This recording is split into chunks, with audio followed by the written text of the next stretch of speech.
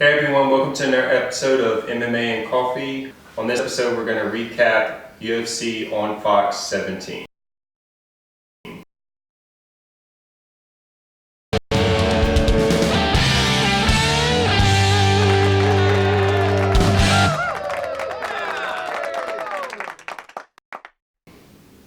Night of upsets. Yeah. We had a pretty good record with our picks there too. Okay, so we got all our predictions wrong, but we at least said if the other person would win, how they would win. And I feel like for the most part, we were right about that. Let's start. Maybe the last fight a little bit, but we'll get there. Yeah, let's start with the first fight. Nate Diaz against Michael Johnson. Kind of felt like Michael Johnson was going to mix it up, potentially take him down, essentially fight Nate how Dos Anjos fought him. To me, that's the way to fight him. Instead, he decided to try to box on the outside with Nate Diaz, which made no sense to me. Like I mentioned, I thought he was going to wrestle with him, and he didn't even really try to wrestle with him. He shot a couple times after he was hurt. Kind of looked half-hearted, like he kind of just clinched with him. End of the round, so he actually was just trying to stand with him, and I think his game plan going into the fight was just bad. Like I feel like he was probably overconfident in his striking, and the problem with this fight was Nate was using his reach advantage big time. Yeah, and it showed.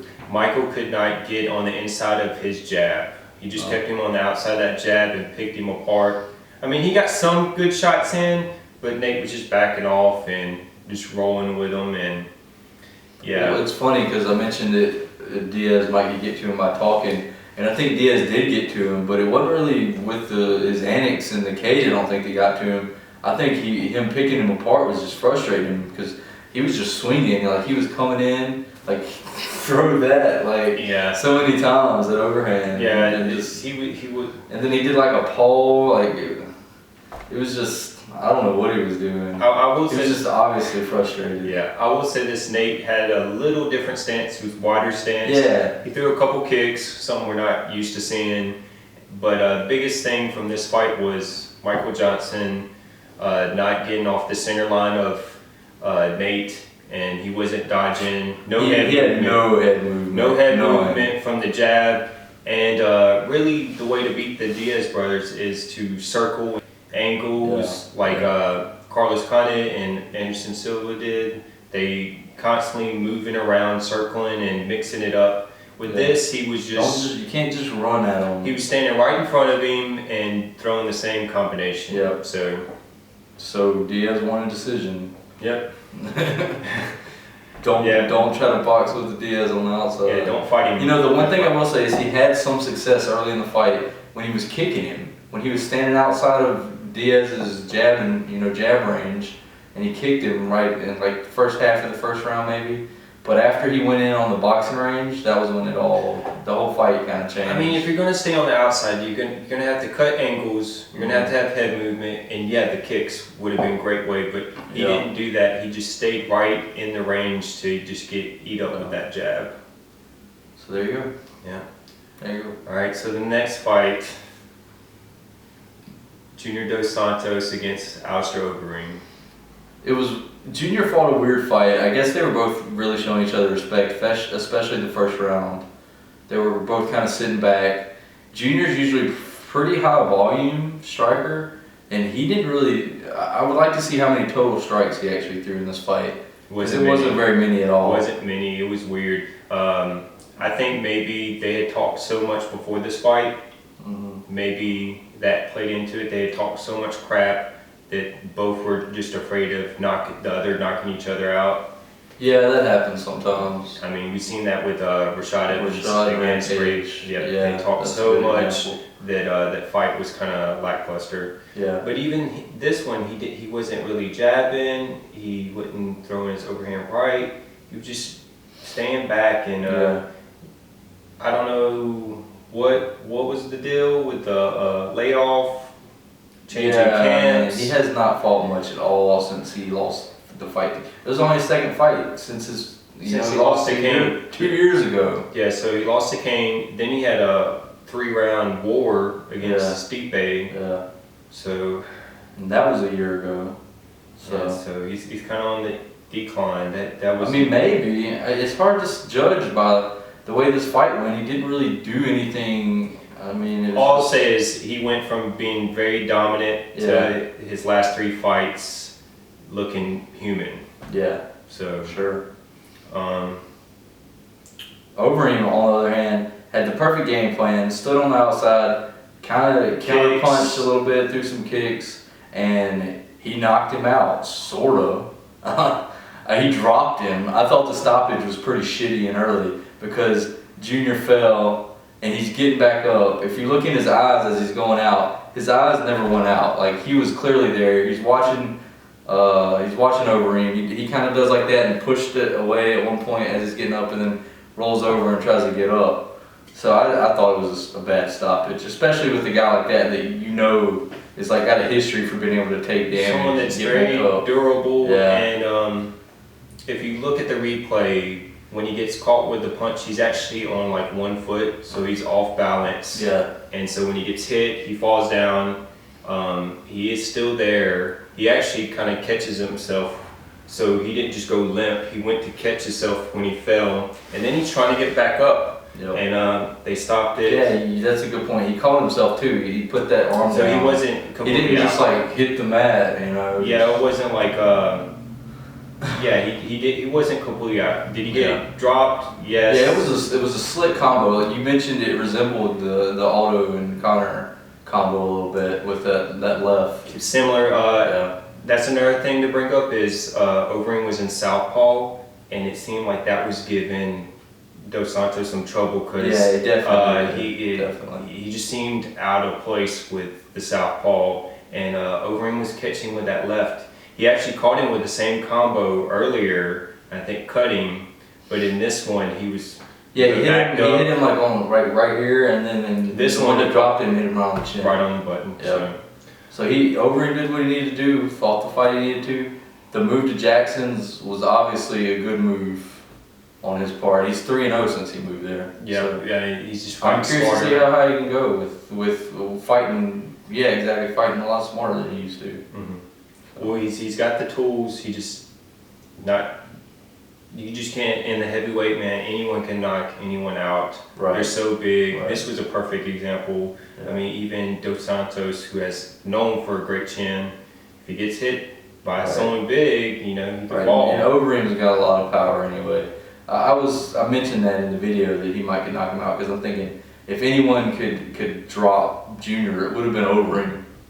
Well, what's weird is, in my opinion, Overeem, he slows down. So Junior, it would have aided him to be way more active and busy than to let Overeem rest. Because then guess what? In the second round, he still had power. Yeah. Whereas if they would have went in at it more, he probably would have been slower, tireder. So who knows? Yeah. So so the main event was Rafael dos Anjos or Rafael dos Anjos, whichever name, because different people saying it differently. Against Donald Cerrone, and this fight was pretty. I think Cowboy landed a good kick, and they had like an exchange where he caught him. But other than that, I mean, it was a real short fight, and it was complete domination by Rafael dos Anjos. Yeah, so Dos Anjos did exactly what he had to against Cowboy as far as start off quick. And he blitzed him. Yeah. Cowboy starts off slow. He's notorious for this. You start off quick, and he's only been finished with kick to the body. And Dos Anjos was attacking the body with kicks, knees, and he just did not even give Cowboy breathing room. He just completely blitzed him. Yeah. Even in this fight, stoppage a little debatable because it was he was defending himself. I thought it was pretty bad. Now, if they had stopped it when he was getting beat up against the cage, I thought that would have not necessarily been as controversial. But when he was down and he was blocking like this, and all the punches for the I think one got through maybe. I don't even know if one got through. He blocked like every punch, and he was on his knees, and it kind of looked like he was making a move to his right a little bit, maybe trying to get up. But I guess they stopped it because he had just sat there for a minute, but none of the punches got through. He probably didn't feel. I mean, he was hurt. Well, I'll agree with that. If they would have stopped it when he was against the cage, okay. Yeah. But since they let it go on, Right. let it go on because.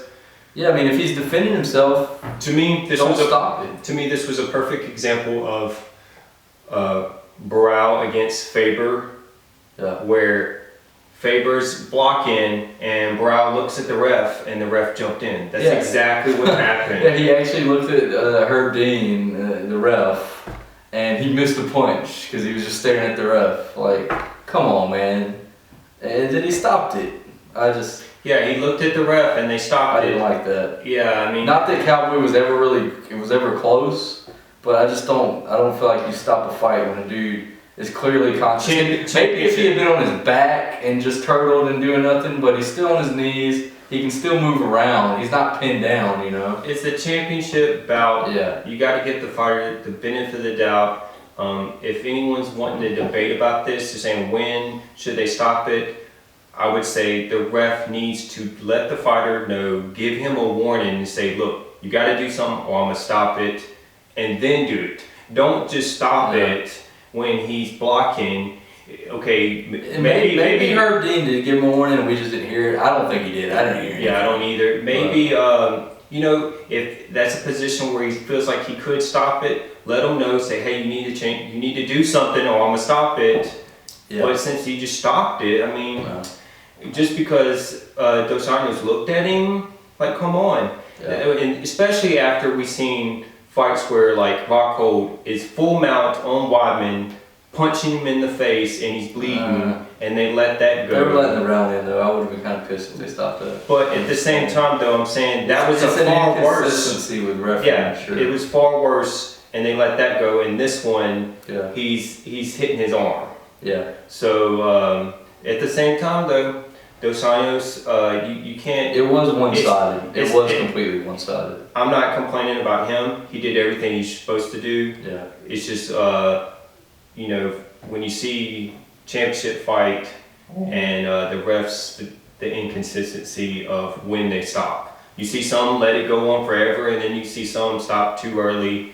I know they have a tough job. Yeah, they have to make split-second decisions, but for that, when he was still defending or trying, because essentially when he was against the cage and he got away and he started circling, I'm like, okay, he's recovering, you know.